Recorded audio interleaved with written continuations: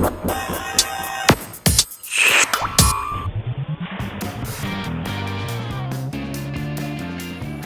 probably don't believe me when you go to the gas pump, but actually it's true. Cars are getting better MPG than even a handful of years ago. I'm Brian Cooley with the top 5 latest reasons why that's the case. We're going to rank these guys by the percentage improvement each one has made in how much your car guzzles. Number 5, a multi-stage oil pump. Total savings about 1%. Yeah, we're starting small here. The idea here is an oil pump that only pumps as much oil as the engine needs. Radical idea, because most oil pumps today are dumb and they just pump more oil as the engine revs higher, not as it needs more oil and lubrication. The upside here is the engine spends less time turning all the load against a pump and more of its fuel moving your car down the road, which is what you want it to do. Number 4, CVTs and DCTs, 6 to 7% improvement.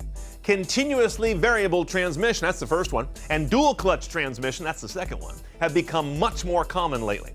The former saves fuel by keeping the engine running at the perfect sweet spot.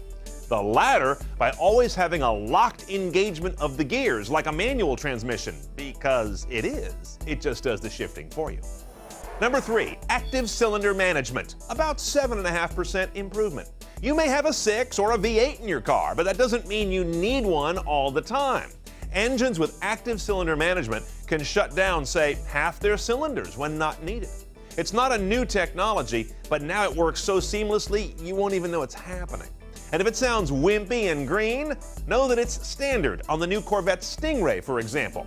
That's part of how it does 455 horsepower and 29 mpg on the highway.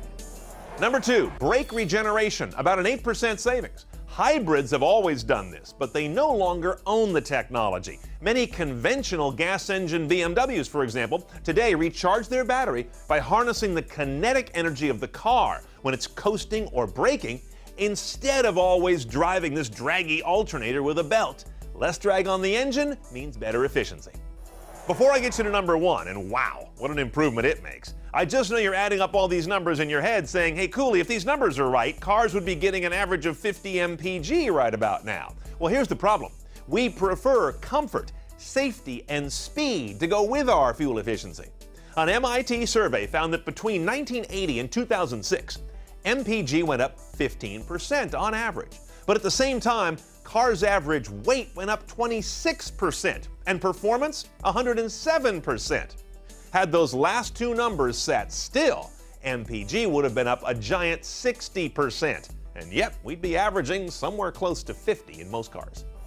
Okay, our number 1 fuel-saving technology that's really gaining some traction lately is clean diesel. This is the big one, 30 to 35% more efficient. Diesel engines get a lot more energy out of each drop of fuel, largely thanks to the fact that they compress it more for a bigger bang. No other technology has such a huge delta. The downside, Americans hate diesels. We still think that they are slow, stinky, loud, and smoky. I've driven a lot of the latest ones. They are none of those things, and you probably still don't care. To stay on top of more fuel-efficient technologies as they come down the road and all other tech around cars, go to cnetoncars.com. I'm Brian Cooley. Thanks for watching.